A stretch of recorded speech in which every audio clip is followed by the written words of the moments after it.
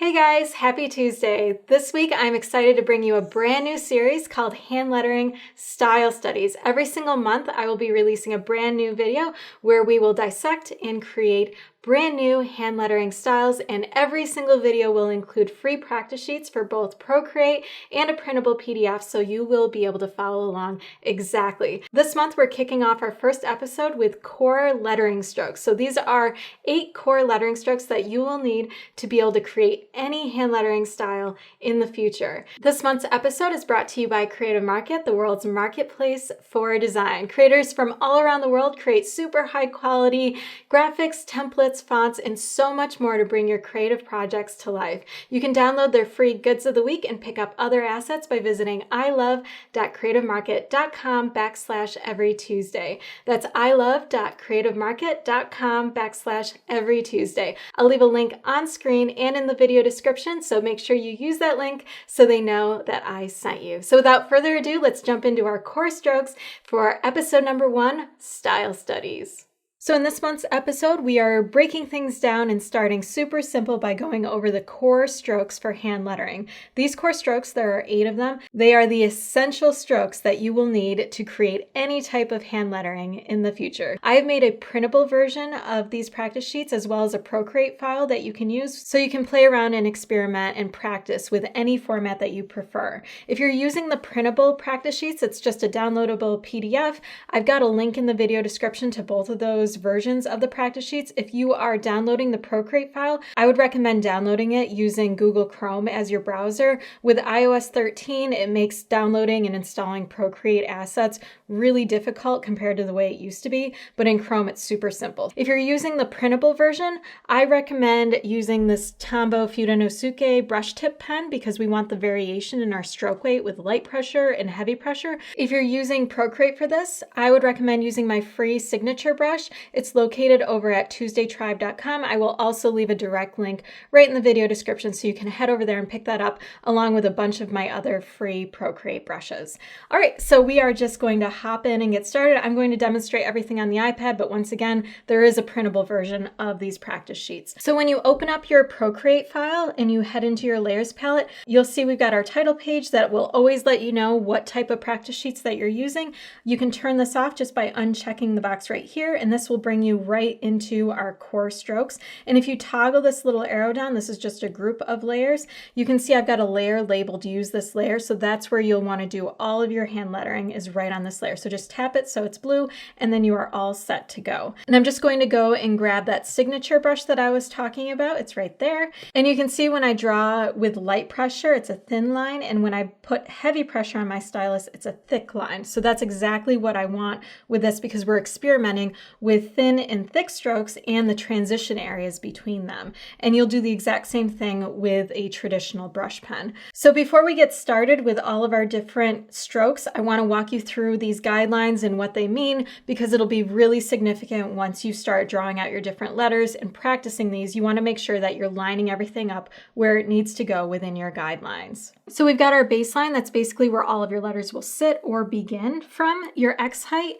is the height of a lowercase x. It's also the height of many of your lowercase characters, like a lowercase a lowercase c, a lowercase e. So all those characters begin at the baseline and they extend up to the X height. So that is the maximum height of those letters. And then they sit or rest right on the baseline. Your cap height and your ascender height can be the same height if you would prefer. If you'd like to vary it up a little bit, as I've done here, your cap height will be just slightly lower than your ascender height. So all of your capital letters will extend from your baseline to your cap height. And then all of your ascenders, so letters that have components that extend above the X height, like a lowercase d, for example, the top part extends beyond the X height, those will max out at your ascender height. And then for your descender, any letters that have components that extend below the baseline, like a lowercase g or a lowercase j or a lowercase y, all of those components will go to the descender line. They won't extend any further than that. So coming up here, our first 2 strokes are the upstroke and the downstroke. Whenever you are creating an upstroke or moving your stylus or brush pen in an upward direction, it's going to be light pressure. You always want to have light pressure on your upstrokes. You always want to have heavy pressure on your downstrokes. And that's what's going to give you that really beautiful variation in stroke weight, is changing up your pressure, but you want to make sure it's consistent. So on your upstrokes, always light pressure, and on your downstrokes, always heavy pressure. So these are the three main type of upstrokes. You have one that goes straight up and down, one that curves up as if you're heading into a script character, and then an angled one, which is really nice for sans serif all caps characters like you see over here. When you're doing the exact same motions, only it's on a downstroke, you're going to put lots of pressure. We're going to go straight down, and then on a curve, light pressure into heavy pressure right away. And then on a downward angle, you're going to keep heavy pressure all the way down. So those are our downstrokes. And then you can practice them in some real scenarios with different letters. So for our M, we're going to go straight up, light pressure. And then we're coming down at an angle, heavy pressure because we're coming down. And then we're going back up at an angle, light pressure because we're heading up. And then straight down, heavy pressure because we're heading down. And then the N is very similar.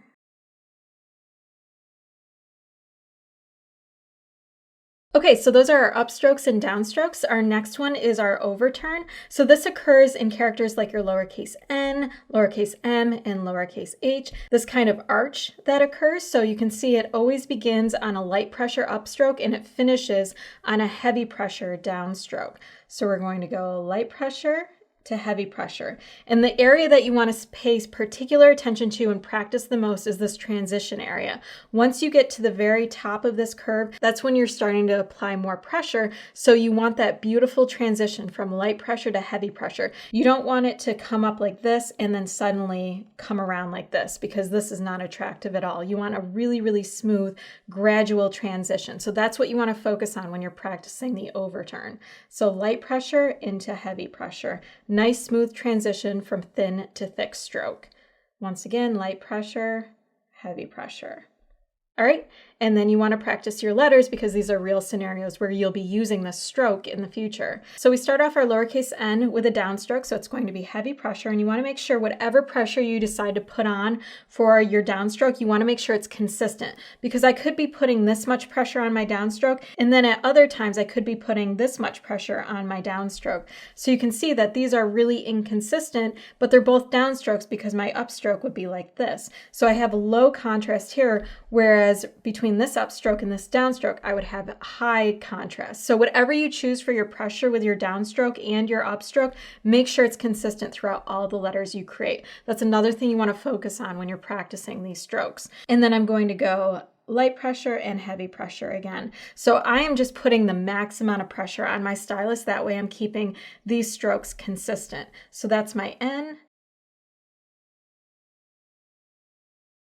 Okay, and if we want to preview what these look like without our guidelines or without the template underneath it, all you have to do is come over to your layers palette, turn off your coarse strokes layer, and turn off your even space guide layer. And now you can zoom out and see what everything looks like. And if we want to kind of dissect what I've done so far, the only part I really don't like, I have a little bit of inconsistency in this transition area of my M. You can see it's really nice and beautiful on the end, but right here, it's not as clean as it could be. So you just want to evaluate what you've already done.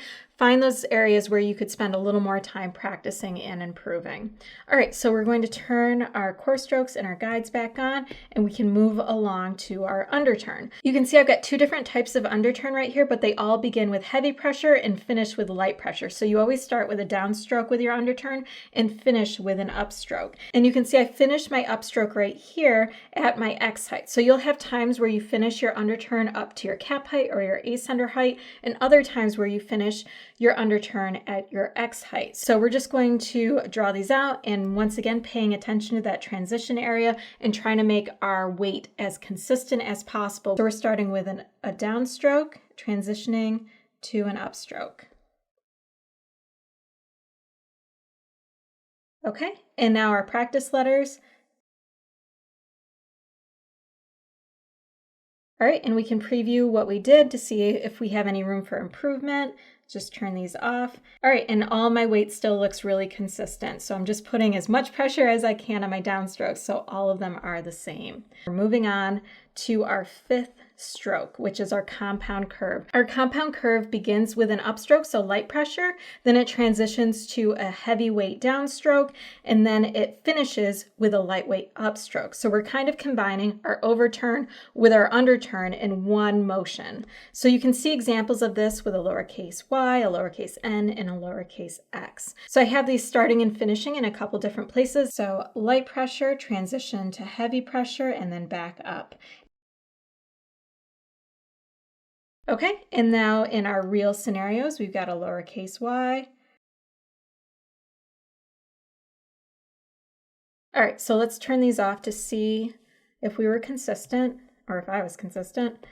And this area looks like it could use a little bit more tweaking, so the transition would be a little cleaner right there. I like the transition on my X.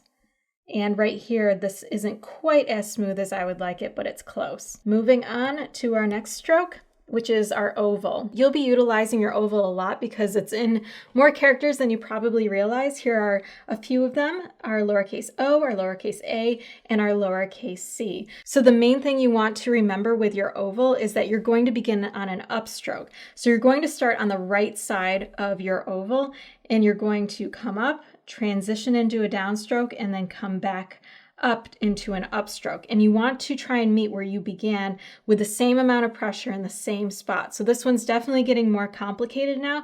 The reason you don't start up at the top is because that's the transition area. If I start right here and I have to pick out a certain amount of pressure into my downstroke and then I have to match it when I come back around, chances are I'm never going to meet that exact same pressure. I have a much better chance of matching a light pressure if I start with light pressure and finish with light pressure instead of in my transition area.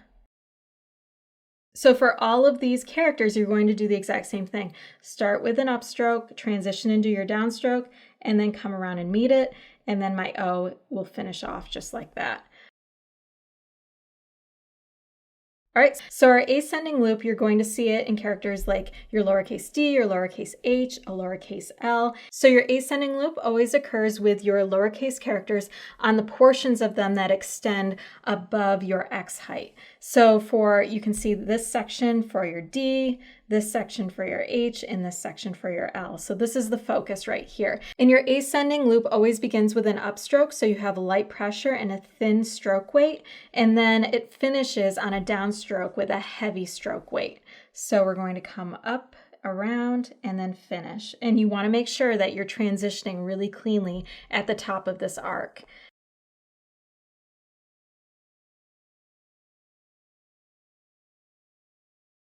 All these are looking really good. I think I could have made a cleaner transition right here, and maybe right here. But for the most part, I'm pretty happy with how these are looking. So moving on to our final stroke, which is our descending loop. So these ones will always begin on a downstroke and finish on an upstroke. So lots of pressure, finishing with light pressure.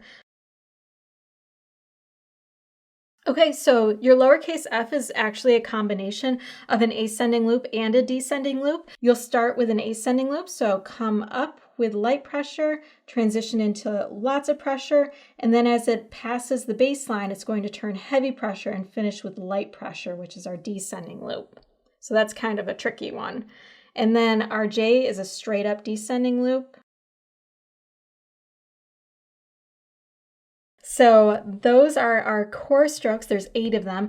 Just be aware of where you can improve. Make sure you keep checking your work. Once you get these basic core strokes down, all the other lettering styles that you practice in the future will become so much easier than they would have been if you didn't practice these. So this is a great place to start if you're a beginner with hand lettering. And as every month goes by, I will be releasing new tutorials with free practice sheets of different styles you can try out. So if you have these down, all of those will become much, much easier. If you've gone through one practice and you're happy with them and you don't want to delete them, but you want to practice some more, all you have to do is create a new layer right above the use this layer. So with that one selected, just hit the plus icon right there, and you can turn off your work that you've already done. You can label this as like version number 2 if you want, and then you can just letter right on top of this layer, and it will be separate from the layer that you previously did. So you can use these over and over again, and you won't have to waste paper or print extra ones out if you're in Procreate. So it's really handy to be able to just add new layers if you want to keep on practicing. If you'd like to practice from memory without the core strokes template, all you have to do is turn it off, create a new layer right above it, and now you've got just your guides, so you can practice right on these guides as much as you would like. So that's an extra challenge you can throw in once you're feeling comfortable with these and you want to practice from memory. So that is episode number 1 of our style studies with core strokes to lay down the foundation for all of the new lettering styles to come. If you enjoyed this video and you want to be notified of all the future episodes for style studies along with all the free practice sheets that will be coming your way, make sure you subscribe and hit the bell icon, and you'll be notified every single time a new video is published.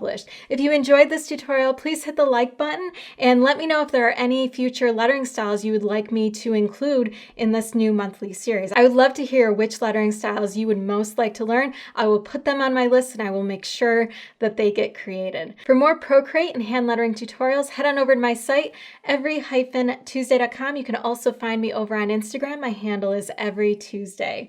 Thanks so much for watching, and I will see you next week.